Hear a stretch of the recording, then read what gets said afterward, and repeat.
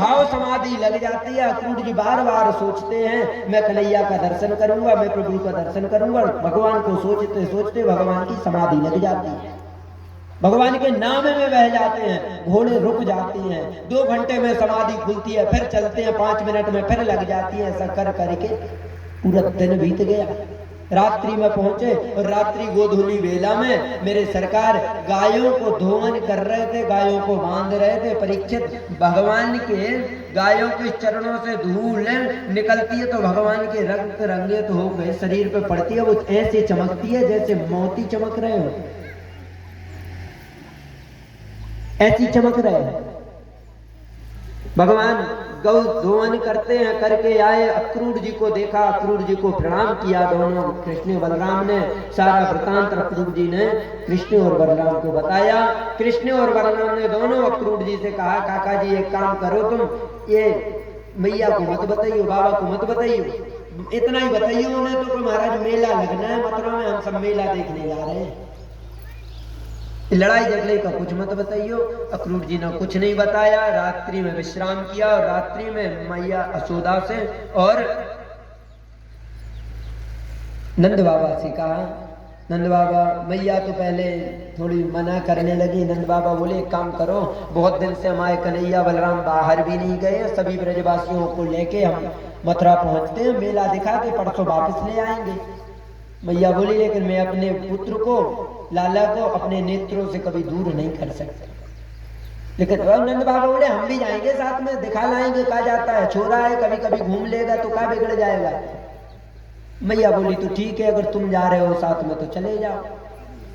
मैया को ले चले गए, यानी कि जाने की तैयारी होने लगी। लेकिन किसी न किसी प्रकार से महाराज गोपियों का ध्यान तो भगवान के महल के ऊपर रहता है। भगवान ये मथुरा गमन की बात गोपियों को पता चल गई। गोपियों ने आज रात्रि में मीटिंग की।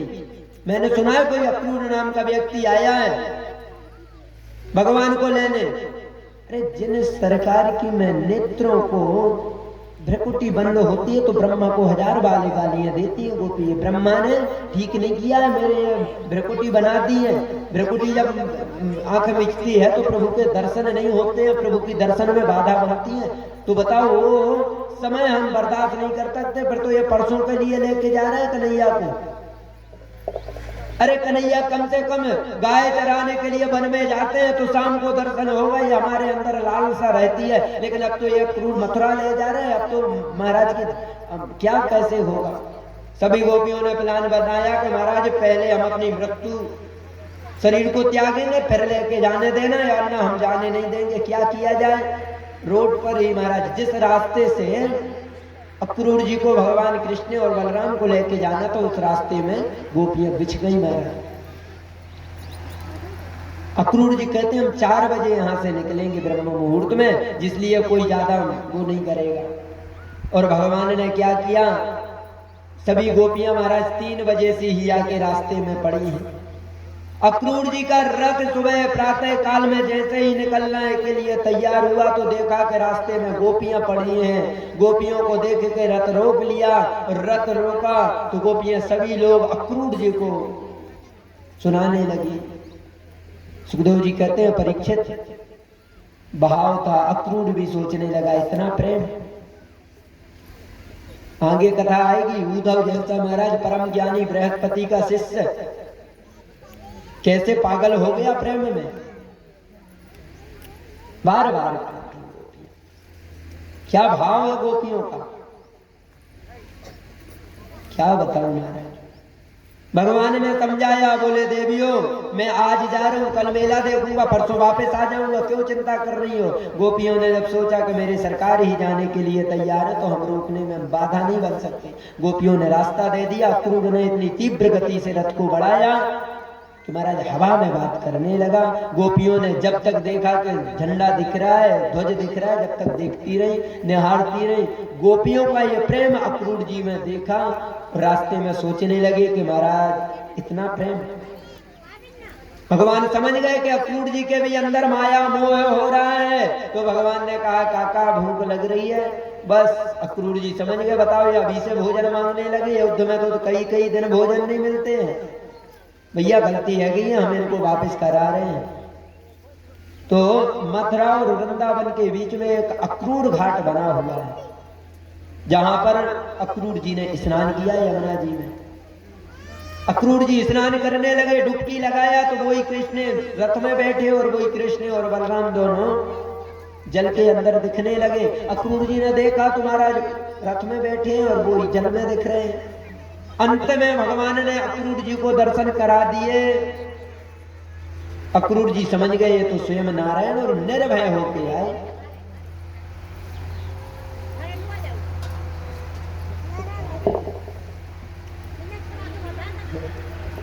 बोले राधे राधे, सभी व्यवस्था है तुम्हारे। तम्बाकू खाओगे तुम तो हैं? बनवाई जाए थोड़ी थोड़ी, हम भी ले लेंगे थोड़ी आप लोगों के साथ। बड़े स्वागत है।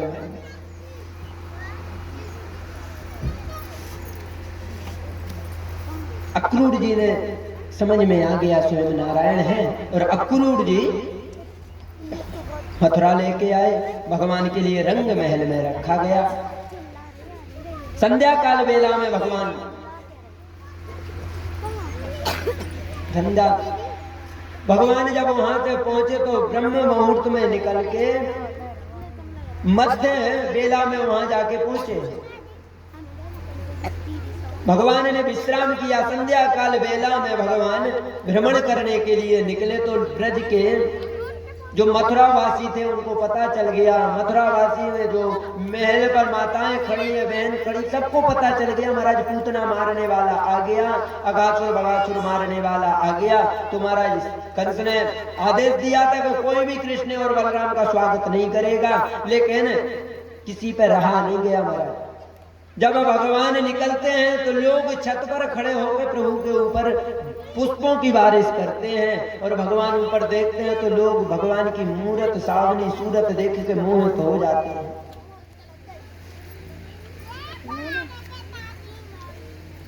क्या बताऊं महाराज कितनी अद्भुत। लेकिन वो वहां का स्वागत देख के जो ब्रजवासी थे बढ़िया छोटे छोटे बालक, वो महाराज सोचने लगे कन्हैया देख तो हमको पहले पता हो तो तेरे मामा के हैं ऐसा स्वागत होना होना तो हम तरह अच्छे से कपड़ा पहन के आ जाते, अच्छे से लत्ता पहन के आ जाते। अब देख कन्हैया हमें तो क्या पता तो का कैसो मेला है, तो हम जो वस्त्र गाय चराने के लिए पहन के जाते हम तो वही पहन के आ गए। कन्हैया बोले तो मतलब क्या? अरे बोले कम से कम बता दे तो कम से कम नए नए वस्त्र पहन के आ जाते हैं हम भी। हैं?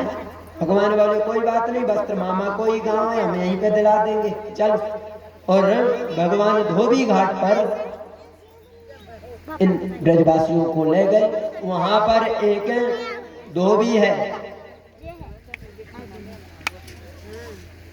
कंस का ही धोबी है महाराज, और राजसी वस्त्र धोता है। भगवान ने कहा भैया मामा राम राम, तो इसने देखा, बोले ये कौन सा मामा, भांजा हो गया मेरा। अरे बोले हाँ भाई ये शब्द यहाँ पर बोलना बंद है, यहाँ तो जो है कंस की बोला करो, जो बोलना है बोलो।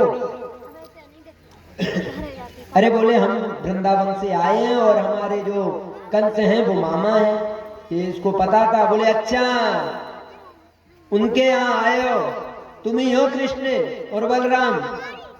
बोले हाँ मामा जी हम ही हैं, बताओ। अरे बोले वस्त्र हमारे मित्रों को पहनना है, आप वस्त्र दे दो। अरे बोले गांव में रहने वाले ग्वालों ये राजसी वस्त्र हैं, कभी पहने हैं ऐसे? अब मते बोलना वस्त्र पहनने के लिए, वरना महाराज को जो कल करना है मैं आज ही कर दूंगा, आज ही मार दूंगा तुमको। भगवान को उल्टा सीधा बोलने लगा। भगवान को आया क्रोध, भगवान ने एक चमाट लगाई महाराज और धड़ से सर अलग हो गया, इसके प्राण पखेरु निकल गए। भगवान ने कहा चल भैया पहन ले जो सा भी वस्त्र पहनना है। महाराज अब नन्हे नन्हे बालकों ने महाराज कंस के ड्रेस पहनी महाराज, तो कुर्ता ही में पूरे ढक गए। कुर्ता के बाद में महाराज धोती पहनने की जरूरत ही नहीं पड़ी महाराज, एकदम कुर्ता पहना तो कुर्ता ही इतना बड़ा कि कुर्ता में घुसे तो जब चल रहे हैं तो रोड साफ करते हुए चल रहे हैं। वस्त्र तो पहन लिए और जैसे ही राजमार्ग पे चलने लगे तो ब्रज के जो बालक थे वो बोले कन्हैया अब तो और ज्यादा बुरे दिख रहे हैं। या तो सही तो हमारे वो फटे कपड़े थे उसी में अच्छे लग रहे थे, या में तो देख कैसे लग रहे हैं जैसे रोड साफ करने वाले हों, पूरा रोड साफ हो रहा है। भगवान बोले तो काय को चिंता करते हो, अभी थोड़ी सावधानी हो कि चलो आगे देखता हूँ।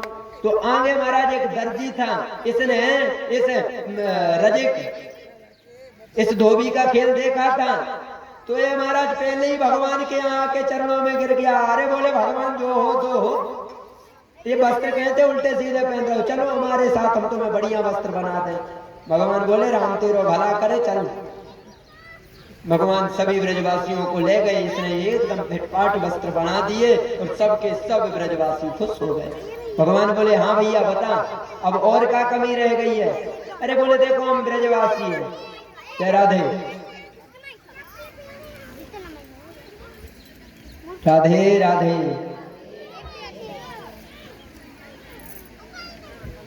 ब्रजवासी बोले भैया और तो सब ठीक है, गले में कम से कम एक मोटी सी माला और हो जाए तो मजा आ जाए।